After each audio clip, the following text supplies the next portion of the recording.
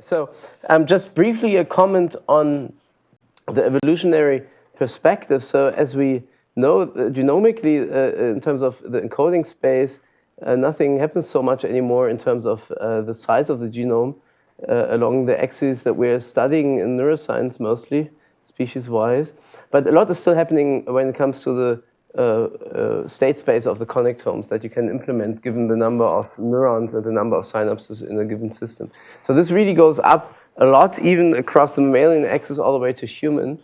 And that is not so much driven by an increase in cell type number as far as we know. So it's not that the way you can assemble cell type connectivity is really what is massively exploding. It's really the individual configurations of how to wire neurons together. And the big question that we have, at least, is how much that is being used by mammalian systems. How is that state space of connectomes that you can create used? And one usage of that, of course, is compared to the potentially evolutionarily specified cell type connectivity is individual connectivity that partly, at least, can be used to store information, right? To store information from our own lives, from our own individual experiences. And teasing that apart and trying to understand that better, how this comes together, the possibly genetically pre-encoded cell type-based wiring and the individual storage needs in mammals in particular, then of course primates, but also already other mammals,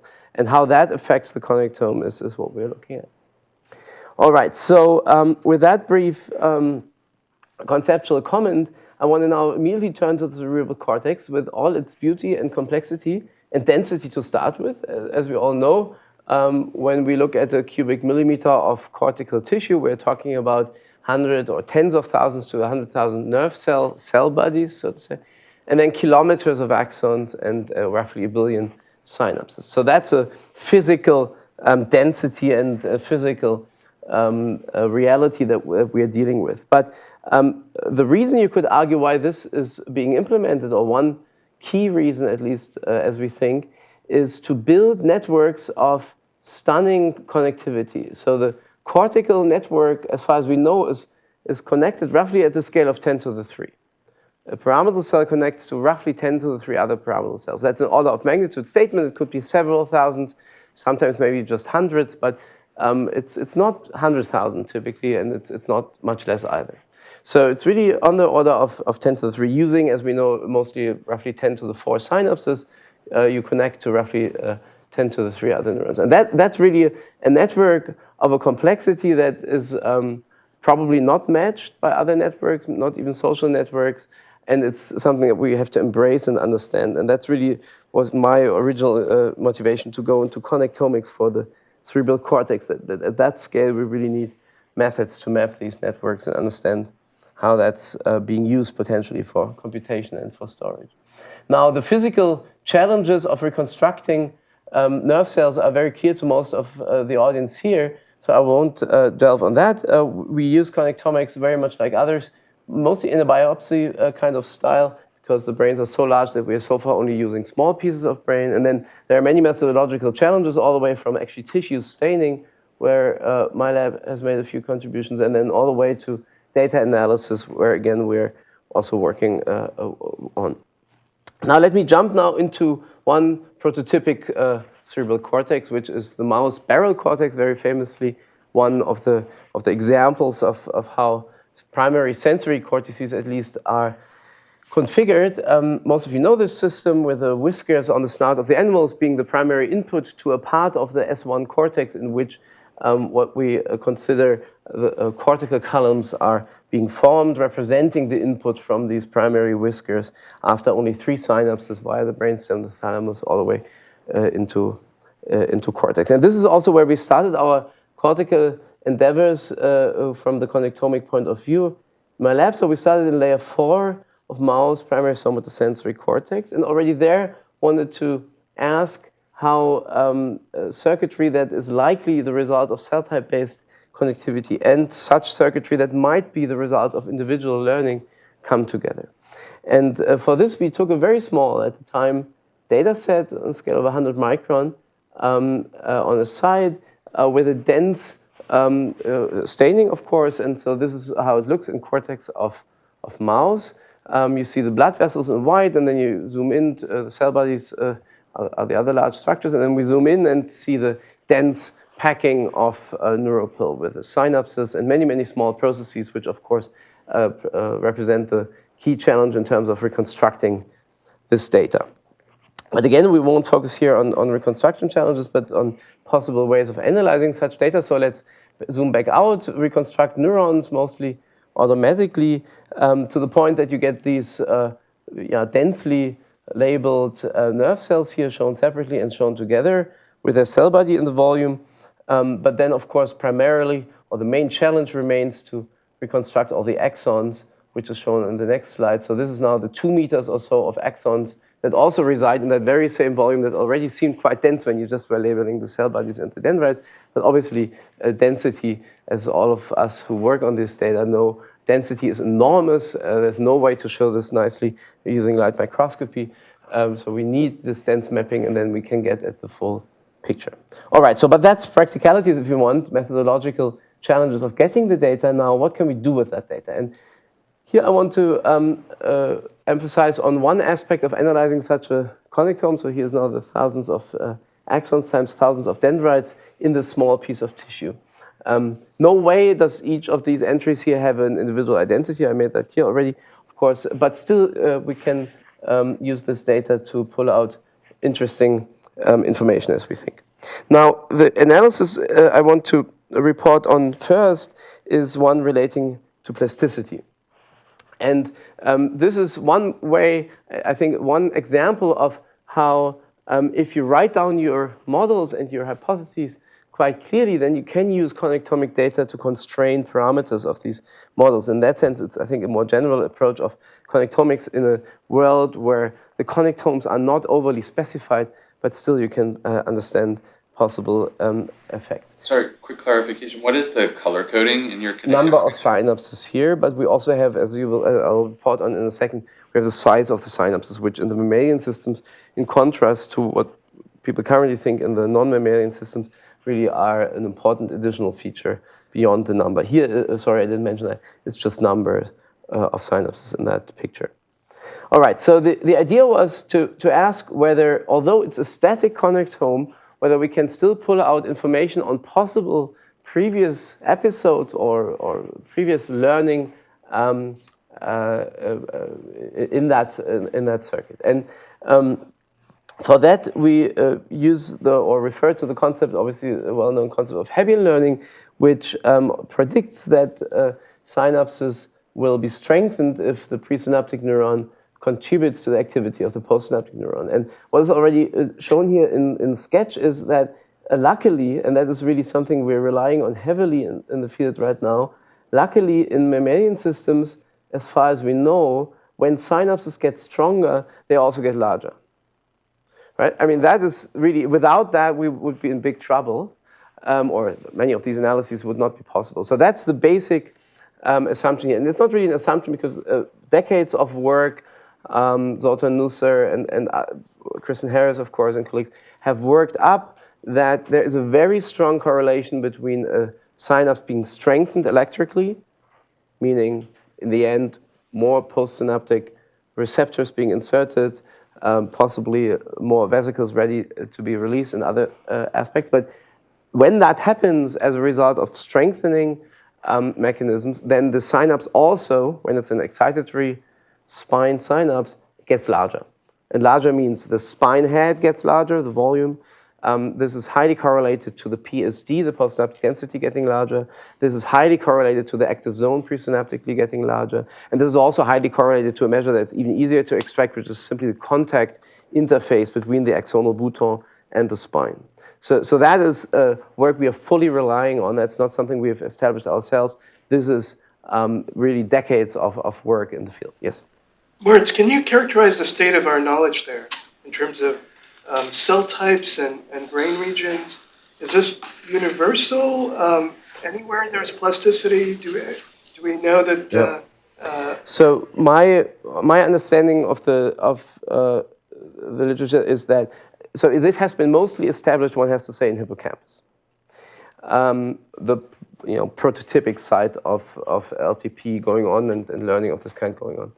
Now, the basic mechanisms of spine growth, LTP with all the calcium-dependent dynamics that underlie that, have also now been studied extensively in many cortical regions, including using imaging methods to photon and so on, thinking of work by Svoboda, work by Yasuda.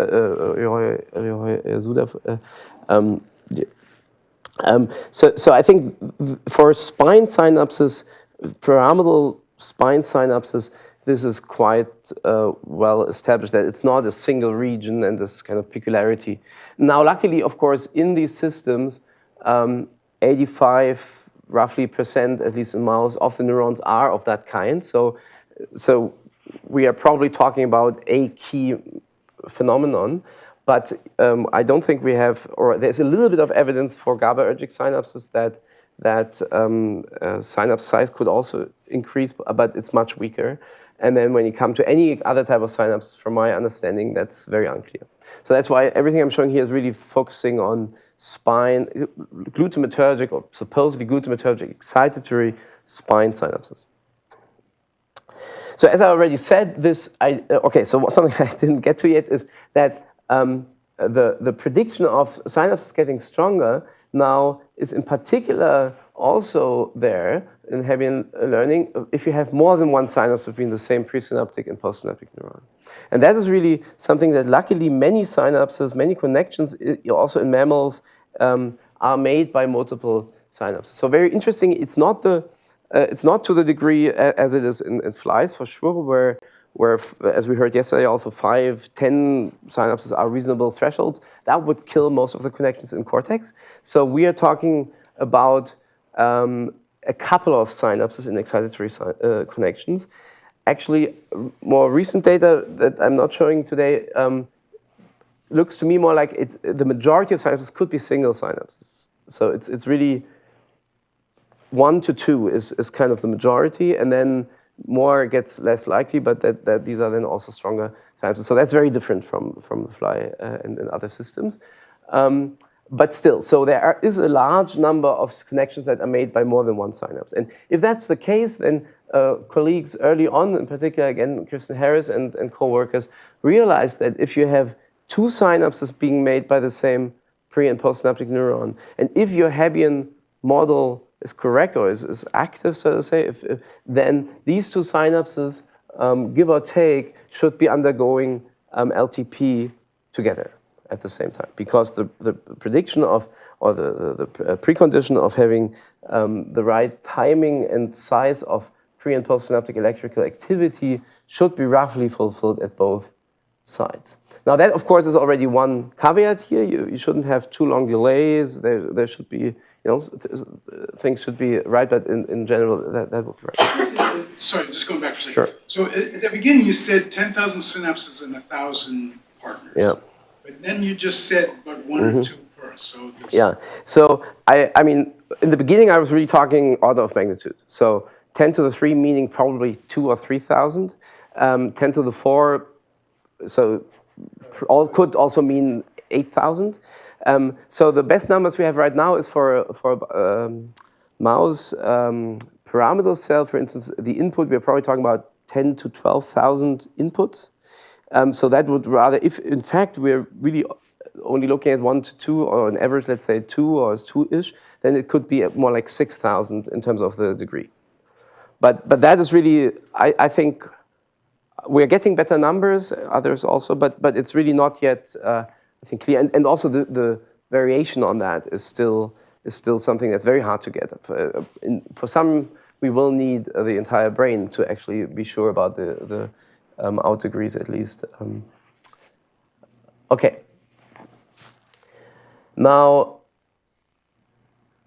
all right. So the point now is that the direct prediction from a Hebbian-like learning model or plasticity model is that if the pre- and postsynaptic activity of 2 nerve cells is in the right way that Hebbian plasticity could happen, then at a pair of synapses between these 2 nerve cells, this should happen together. And this is shown here just as a model prediction over time. So the weight or the size or the strength of the connection of each synapse should go up, and by doing so, just arithmetically, they become more similar, as shown on the right, but then of course also at some point they are supposed to or expected to saturate, and that would make it even more similar. So this is all that goes into this argument here at this point, that if there is the condition for Hebbian learning fulfilled, this should be valid for two not too far away synapses of the same axon, same dendrite, and only for that configuration. Not if it's the same axon but different dendrites, not if it's different axons but the same dendrite, only if it's really that particular condition of the same axon, same dendrite making these synapses. So this is not yet talking about the, whether there are different potential saturation weights, whether this is just saying, okay, they become more similar. And if we now plot this in a different way, where for pairs of synapses, we show the strength of these paired synapses on the y-axis and the similarity or the difference of their weights on the x-axis, with 0 meaning the two weights are very similar, then the direct prediction from Hebbian like LTP is that a pair of synapses from anywhere in this plane of analysis would be predicted to go to the upper left corner of this plot. This is, again, just a direct prediction. Now, for LTD, one can make similar arguments. It's a bit more complicated. The key complication is that the question is whether LTD yields or leads to the annihilation of synapses, the loss of synapses, or whether, in fact, we have strong evidence for LTD leading to a small but consistent synapse weight. And that is actually something that I would say, there are a few examples where LTD has been proposed to be for instance, actually in layer 4, at least in the junior animals, of being really a mechanism to create small synapse weights, but it could also be that essentially LTD usually yields the loss of the synapse, and then that prediction here does not hold. So there we have to be more careful, but for LTP it's a pretty clear prediction. Now the key point was now that because we had this massive local connectome, we wouldn't be looking at 10 or so of these pairs of synapses, but at thousands of them, more, like 5,000 paired synapses of the same axon, same dendrite.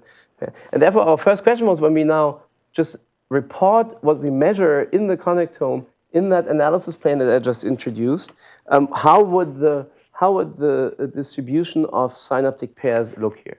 And just to emphasize that a bit more, because I think it really is something that helps us deal with some preconceived thoughts about how cortex may work or not. So if we're really thinking we're in a system where LTP is responsible for determining most synapse weights, then we would expect a distribution that should be quite close here to the y-axis, right? So quite similar, of course, without any other mechanisms at the same time, large and similar synapse weights. And that was really our first question. Do we see this kind of highly consistent distribution or not? And when we then report our data here, this is clearly not a highly similar distribution. It's a quite broad distribution of synapse weights, meaning that in each of these pairs, so each dot here is a pair of synapses, many are not in a state that would be consistent with saturated LTP. But can we go further and quantify that better? Well, we then just took this data and randomly shuffled the data, so the same weights, we only shuffle the assignment to axons and dendrites, subtract that, and then see what's more and less abundant than random. And in fact, we do see a region here of the data where there are more synapse pairs than expected in the random case that would be consistent with saturated LTP, so large and similar. So, and that we can then project back onto our data and say, okay, so if that's a significant region here of overabundance of synapses, then how many of the data reside in that region? And that we think is a possibility to estimate the amount of LTP that can still be in this circuit, and this is roughly about 20%. Now, I hope I have made clear that this is, so first of all, we are not claiming that this must be LTP.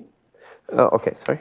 Just a quick question. So, but this might be affected by the question of when particular synapses were formed. So if this is dynamic, then it could be that you'll get asymmetry just because one has been there for a week and the other one's.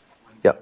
Okay. So there are many. I fully agree, and this is exactly what I now wanted to point out. Is there, of course, many things you could call caveats or confounders. I would like to turn around and say, like, these are interesting additional things we can look at. And this is really what I want to emphasize here in this audience, talking about, I mean, mathematical is a big term. I wouldn't say anything of this really mathematical, but like analytical approaches to connectomes, and how, if we have good models and write them down precisely, how we can learn a lot, I think, from this data. Just let's take a few examples. So for instance, yes, one main confounder would be if you have, let's say, saturated LTP actually happening, but then of course you have, let's say, homeostatic plasticity leading to a diffusion of these actually originally homogeneous weights, right? But that has, again, a clear prediction. For instance, you would now, if you come from this state here, you can now essentially write down where you would expect these synapses to go, and this should be dependent on location. If it's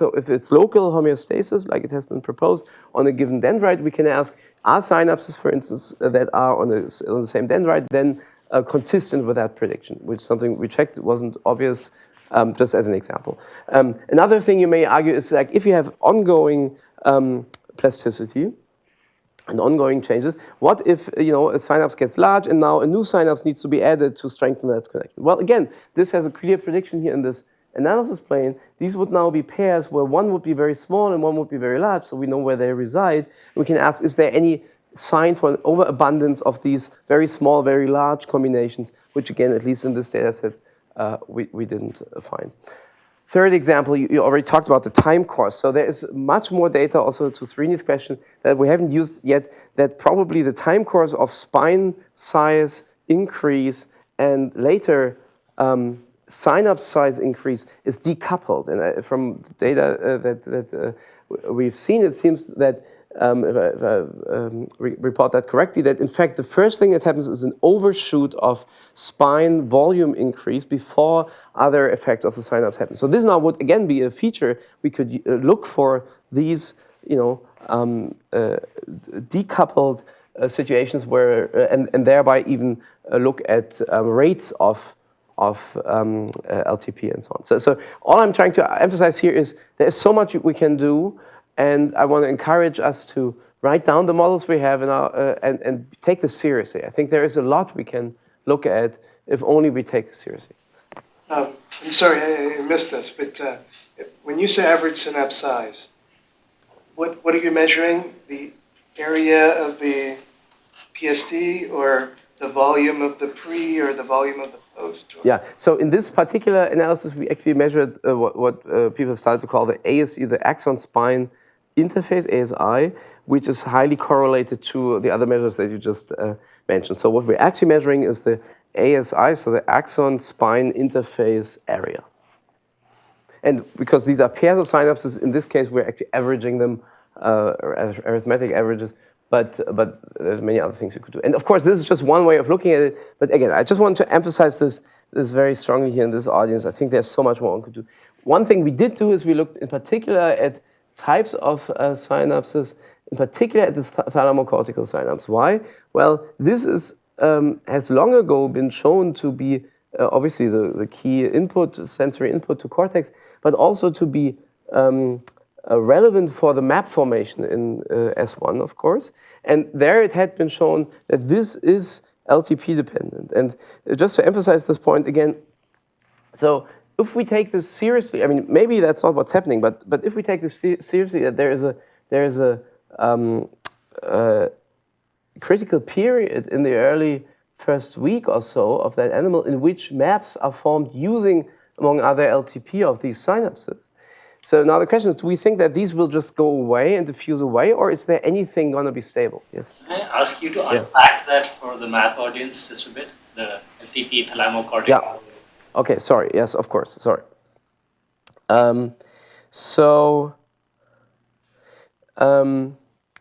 In cortex, we have most of the synapses are made by other cortical neurons. But in sensory cortices in particular, so where the input from the periphery comes in first, there's a very strong, or I mean, quantitatively at the scale of 10 to 15%, synaptic drive by the periphery. Now, it's not direct. It's not the sensor of, let's say, the touch sensor directly, but it's usually via 2 or 3 or 4 synapses. It goes to the brainstem, then to the thalamus, and then to cortex. And so this third or fourth, depending on the system, synapse is the one that carries, as far as we understand, the first sensory input into cortex. Then there are immediately many loops, and so it gets very, very complicated, but that's the idea that after about 8 to 10 milliseconds, that's the time course we're talking about here in most mammals, after 8 to 10 milliseconds, the first sensory signal arrives in cortex from a touch or also a visual input. And that's the connection we're looking at here, because it's also one of the earliest that arises in cortex and starts to, as people think, also form the way that cortex is representing the world. And this is just something I wanted to emphasize here again, that if we take this seriously, that these kind of inputs shape how cortex is mapped and how it's representing, and that is called critical period because it's known to be working very well in the early postnatal development in young animals and humans, but not as well anymore later. And since there is data that this is using long-term potentiation, which is LTP, so learning of synapses based on electrical activity, then the question is, are any of these synapses stable?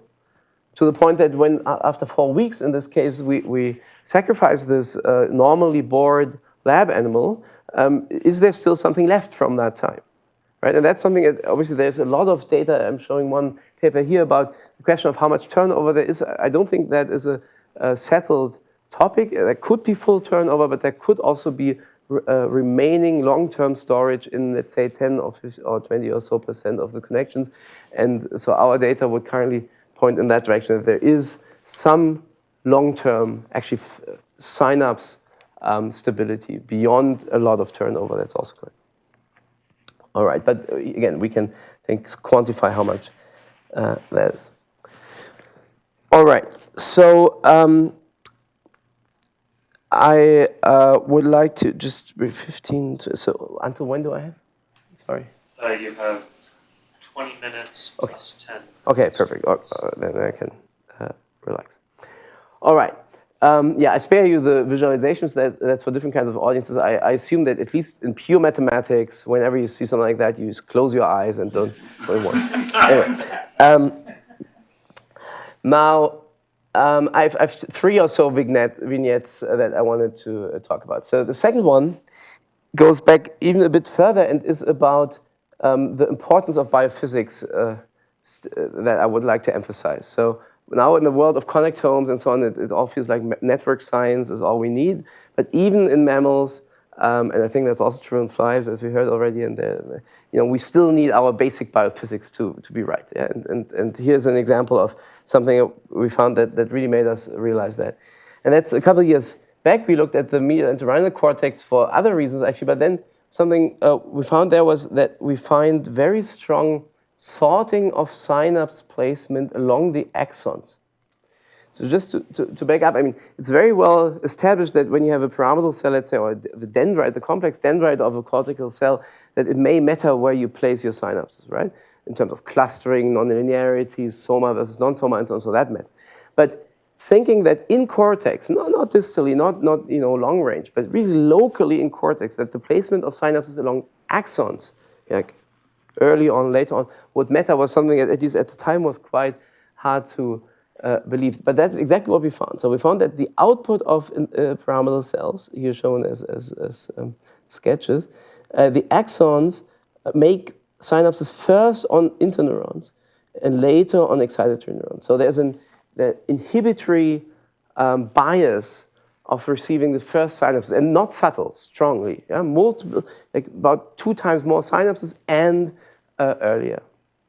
Now that was the first data point here, but then we realized that this is implemented in a very particular circuit that I will briefly unpack here, just to make this point. So in bird and other animals, this these kinds of things obviously had been shown before and was also assumed that this could happen, but in cortex it was very surprising. Yes, please. Could you remind us what's the speed at which action potentials propagate on the sonar? Exactly, of course. I can translate these Exactly. microns into... That's exactly the thinking that I wanted to spur here, and that we'll show in a second. If you allow me to go 1 or 2 slides further, I will report on that.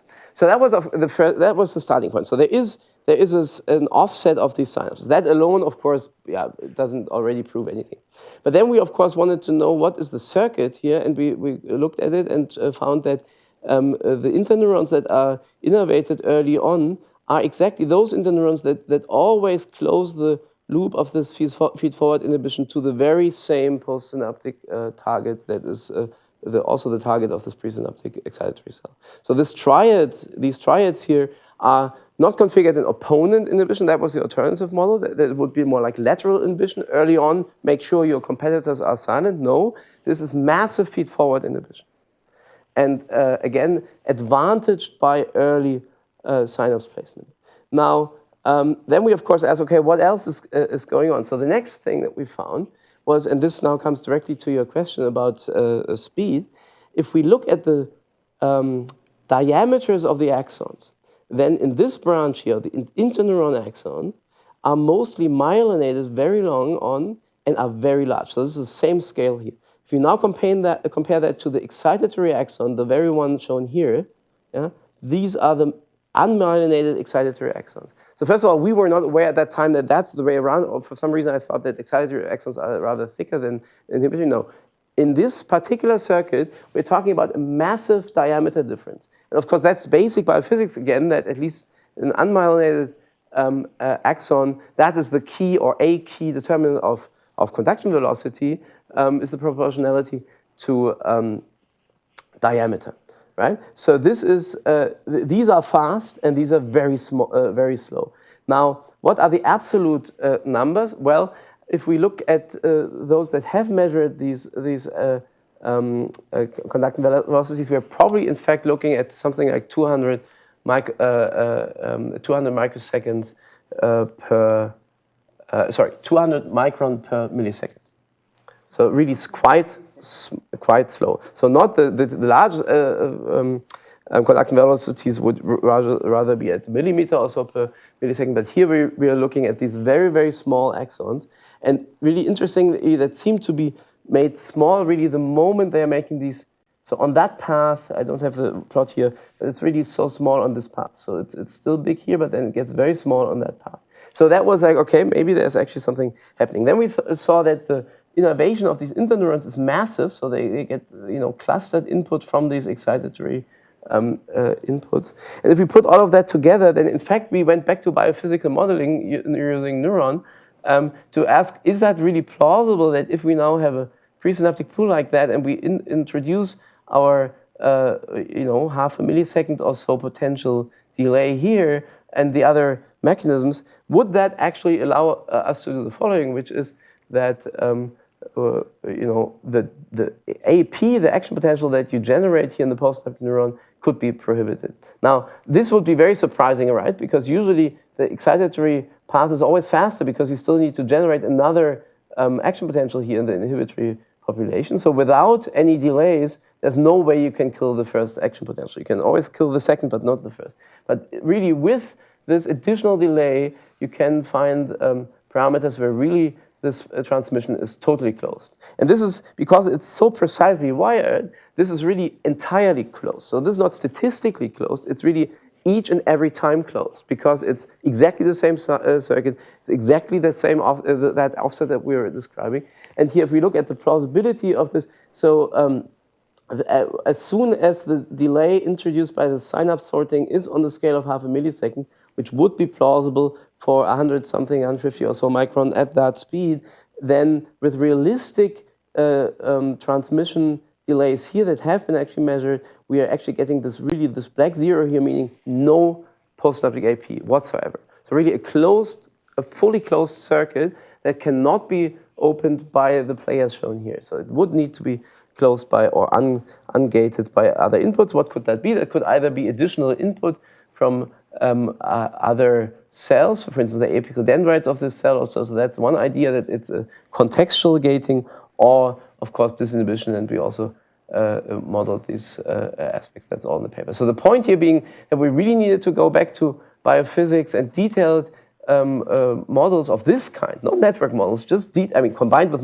but really detailed biophysics, to realize that there could be an important, we think, motive here of closed a gate, and that can then potentially be disinhibited or gated by switch signals, and then you can interpret that a lot. But my point here is that, first of all, last time I showed that, and Larry was in the audience, he reminded me, or actually pointed me to that paper, which embarrassingly I was not aware at the time, where Tim Vogels and Larry had studied, I think, to a large degree, really that idea that you could have, so if the inhibition is so detailed, or EISD, so detailed balance, that essentially you can multiplex many signals through such a system, where really time becomes the important dimension, in which at many moments in time you can do many different things.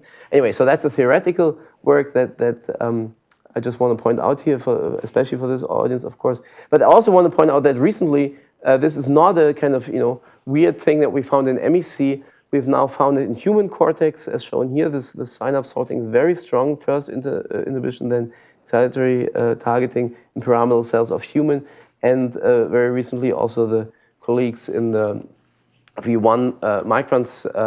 I'm not even sure. I think this was part of the microns. Anyway, so this is V1 mouse cortex. Also very, very clear. Interneurons first, excitatory targets later. You mentioned it in the context of just killing the spike, but you could also just imagine not stopping at the zero and keeping on going, and you get really precise spike timing. No? Yeah, so but that's the way. Feed-forward inhibition motif. Yeah, so that's of course the kind of textbook feed-forward inhibition, Scanziani and so on.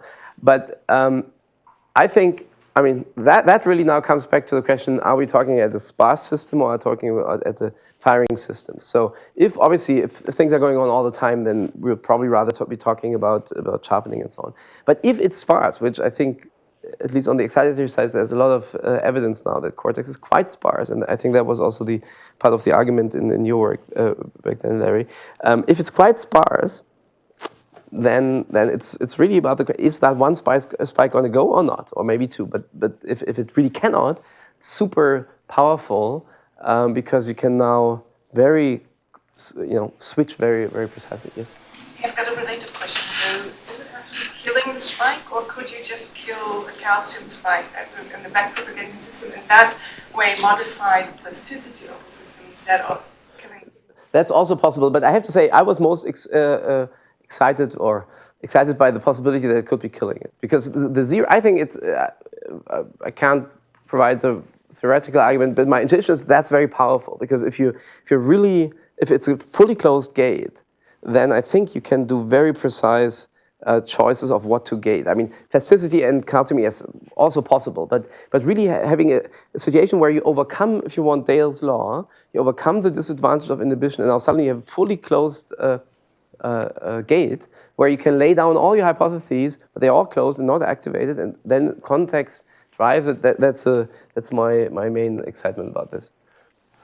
It seems like the effectiveness of the interneurons in shutting down the postsynaptic pyramidal target will depend on a lot of different factors, right? Like, so how many interneurons there are, how strong their synapses are onto the pyramidal cell, how synchronized the arrival of those inputs is, whether they're actually configured themselves, like in more of a winner-take-all situation, so whether they can all fire together or not.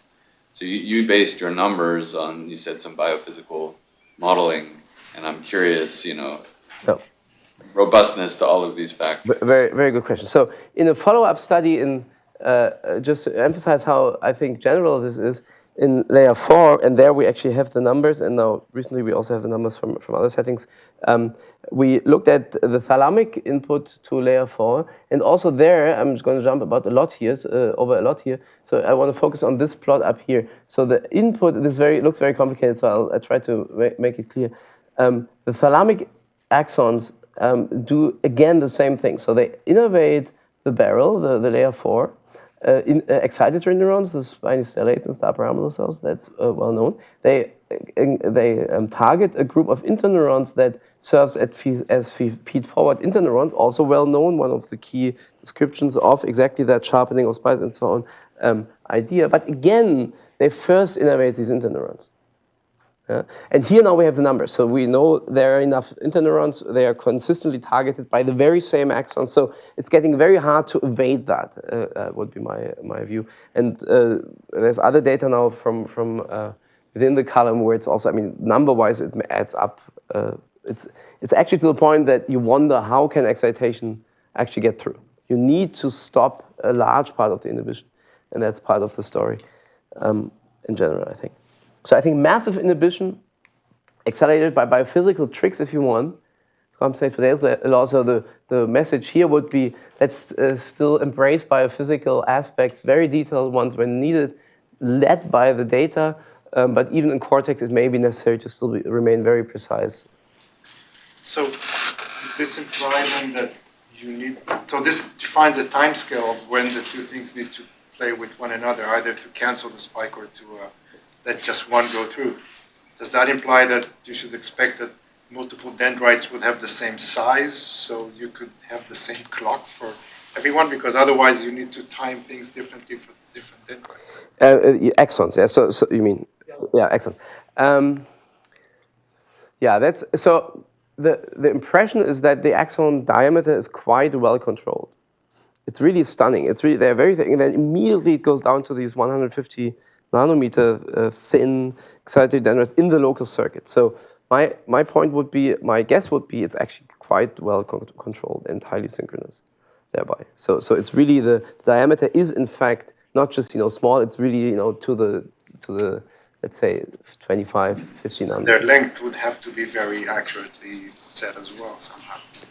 Yeah, I mean, of course, yeah. But the offset at least needs to be precise, and that again seems to be the case. I mean, more data will tell us how precise it in fact is, the entire system. But my current impression is it's rather precise. Okay, so I wanted to add a final example of how we're trying to deal with connectomes in cortex, and this is now about data. It comes from systems like this that allow us to go much faster, to actually go to entire cortical columns and their connectome. And just to give an example here from S1 cortex, where we have a data set all the way from the pia to the white matter and containing several cortical columns that in S1 are extremely well defined. So we know exactly what we mean by a cortical column. That is partly the content of another talk. But I wanted to motivate with that the question of, can we deal with connectomes in a way that they allow us to tell us about possible circuit implementations? And this is something we've played with a while ago together with Fabian Theis and his colleagues. And the basic point is, I mean, if you measure a connectome, you can of course do discovery. You can say like, oh wow, there's a circuit here and there's something that we didn't expect or we did expect. But then the question was, can we more systematically treat it in this way, where we say, okay, I have models of what could be implemented, and then I use the connectome as an arbiter, so to say, to distinguish between these models. Now that's maybe a bit naive, but let me this audience, I'm especially careful, so let me just call it an attempt, yeah, that we played through a bit, and let's see what you think. All right, so we again looked at it as a playground in layer 4, where we know a lot but not everything, and then you can assemble a few number of models you could think about. Obviously, Evolutionary, you could think about liquid state machine like exponential connectivity. You could wonder whether that network is in fact a hidden layered model, so to say, with however intra-layer connections, embedded Synfire chains, and so on. And the question is, Fever was a proposal a while ago from Schlowski and Druckmann. Okay, I'm not going to explain that in detail here, but there are models that have been proposed. Okay, now the question was, could we determine metrics of a connectome that would allow us to distinguish these model implementations? That was the question. And so what Emmanuel did, essentially, he looked for metrics that would be able to do that. And so the question, would that be stable? Would that be discriminative? And how would that, and could there be simple metrics? Okay, so the idea is to essentially have metrics on connectomes that allow us to then use, for instance, such an approximate Bayesian approach, which that's not really the key point. The key point here are the connectome statistics. Are there descriptive ones, and if so, which are these? And what Manuel came up with was very simple. So simply a recurrency, cycle, relative cycle abundance, and in out degree correlation. Nothing surprising, you would say. Most of you would probably also use such metrics, but this is quite powerful. It allows you to distinguish the models I've listed quite well, because at least some of the metrics usually are quite distinctive, and most importantly, it's also quite stable. So we then played with it, generated toy connectomes and then forgot about them and tried to recover what they are. And the confusion is quite good when things are not noisy. But the most important question was, how noisy can it get? Yeah. So if you add noise, how quickly does it go wrong? And this is still quite stable, even for subsampling. If you don't measure all the connectome, it's still quite stable. And then we can essentially determine, like, for what subsampling and what noise rate of the connectome can we still uncover models in this way. So, this is just an example of how we as experimentalists try to deal with these problems. This is the main conclusion for me was simple metrics can suffice. We have a concrete set of 5 metrics that are quite powerful, and noise doesn't kill us immediately, and we can quantitatively determine what level of noise we can afford and what not. Yeah. So you talk about the abundance of loops, but what about the typical length of the loops? So how many steps you have to take? So here of course, a very good question. So here essentially empirically, so we realized that a loop of length 5 is very informative. That's a bit ad hoc, but it also is a computational. You selected 5 for the length, and you took that. We did select 5. 6 would have also worked, 4 would have also worked, but it also had a computational component. Of course, it's quite expensive to compute. All right, so the idea is that these quite simple metrics are quite informative. They also allow you to distinguish recurrent networks trained on different tasks, if only, and that's the other key message, if things get sparse enough, so if the connectivity is sparse enough, then even these, in output degree correlation or cycle length are quite good at distinguishing networks trained on different tasks. But sparsity matters, and this is really something that we are also using now in our analyses. All right, so I will now stop with just a teaser about something that we have no clue about, and I want to encourage our dear mathematics and analytical friends to maybe think about more. What is special in human and primate cortex? What we found was it's about interneuron networks. So we compared mouse and macaque and human, and I won't go into the experimental details here, but I just show these few data points here. So interneurons, GABAergic interneurons, are about 10 to 15% in mouse, but they are about 30% in primate and human, 3 times more, relatively speaking.